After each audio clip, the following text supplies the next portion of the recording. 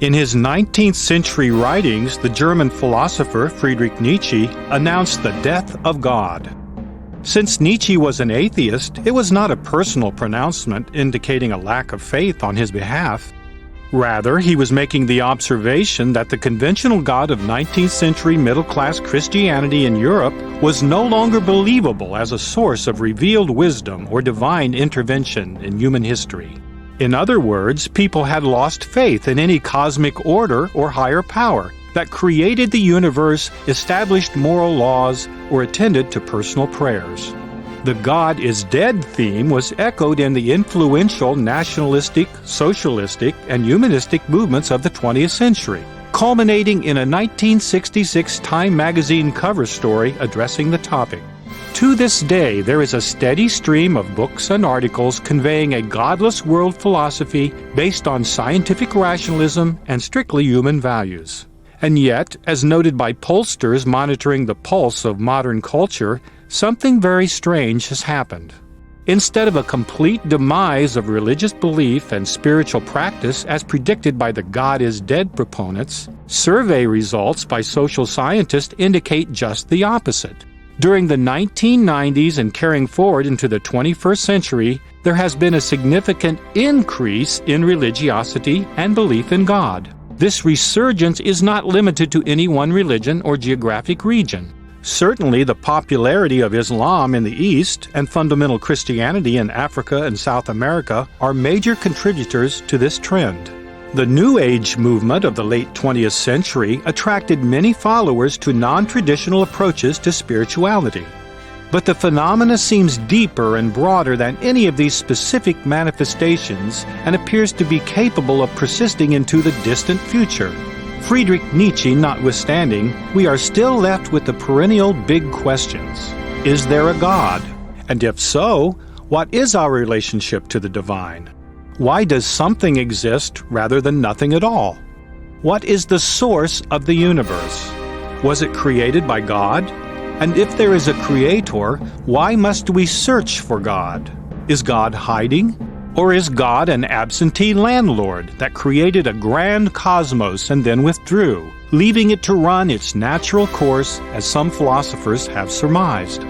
After all, the biblical psalmist observed that wherever we are, wherever we go, we are always in the presence of God.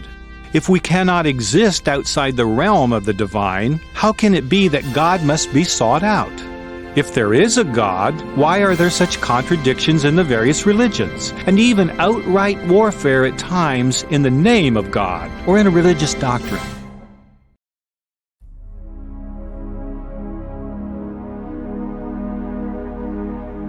We will be exploring these and many other questions in the sections that follow from the perspective of the 20th century American mystic Edgar Cayce. On an almost daily basis, Cayce entered a self-induced altered state of consciousness that allowed him to answer questions of almost any nature, ranging from medical conditions to the origin and nature of the cosmos. His psychic dissertations became known as readings and were assigned numbers to protect the privacy of those who sought his guidance. During the Roaring '20s, his work was greatly influenced by successful businessmen with a flair for high finance and grandiose vision. With the stock market crash of 1929 and subsequent Great Depression, Cayce witnessed the closing of his hospital in Virginia Beach and the struggle of his Association for Research and Enlightenment. These were desperate and trying times for Cayce and those around him desiring that his work be carried on. It seemed that all could be lost with regard to this enterprise.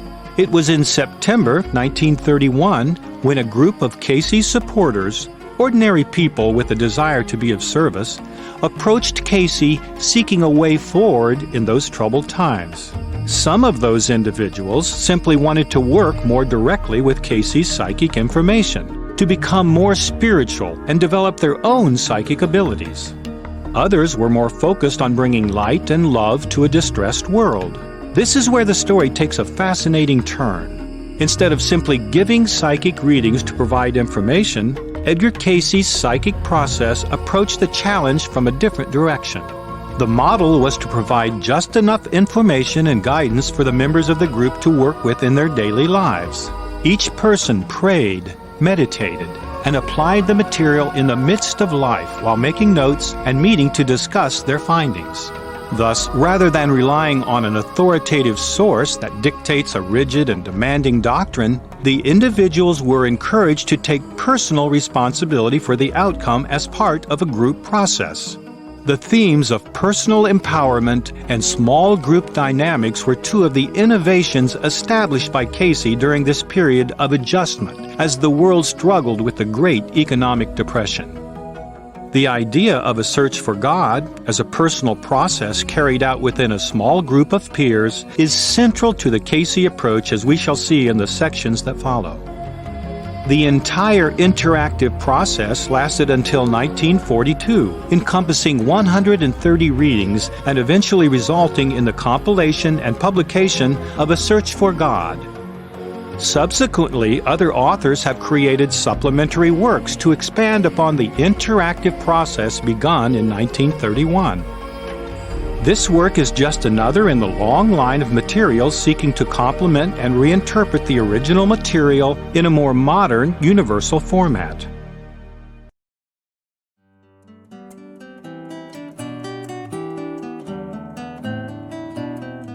Predictably, the content and style of the A Search for God books reflected the beliefs and attitudes of the members of that initial group, the Norfolk Study Group Number 1, as they came to be called.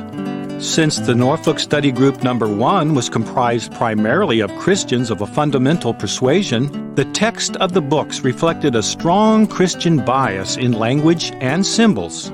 This is also consistent with the background of Edgar Casey himself, who was born and raised in the Bible Belt of America, taught Sunday school regularly, and read the Christian Bible completely through once for each year of his life. But the Casey readings do include a broader perspective that is inclusive of other spiritual traditions, encouraging individuals to participate in a religion of their choice. In fact, A Search for God does not require any participation in organized religion. It does involve walking on a spiritual path in daily life, wherever that may lead. In the decades that have followed the work of the Norfolk Study Group Number 1, hundreds of study groups have been formed, affecting the lives of thousands of individuals who have worked with this gradual, orderly approach to spiritual awakening. It's grounded in the experiences of daily life and simple spiritual practices, prayer, meditation, and service. Casey's readings frequently remind us that soul development most often occurs in small increments, here a little, there a little, line upon line, brick by brick, precept upon precept. It's the little things that count as we patiently move closer to the Creator. The search for God is like climbing a stairway to heaven, one step at a time, building on previous lessons, with a solid foundation leading to a spiritual awakening.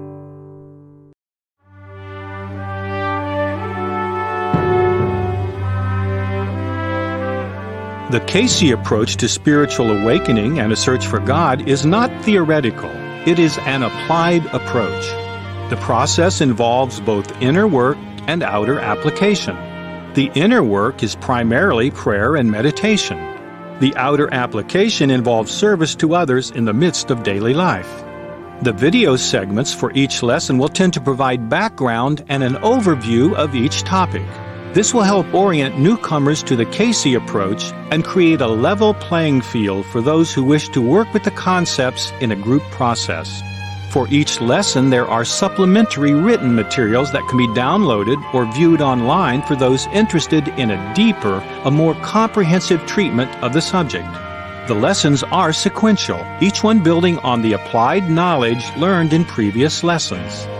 So do them in order and take time between lessons to do the exercises and apply the information in your daily life.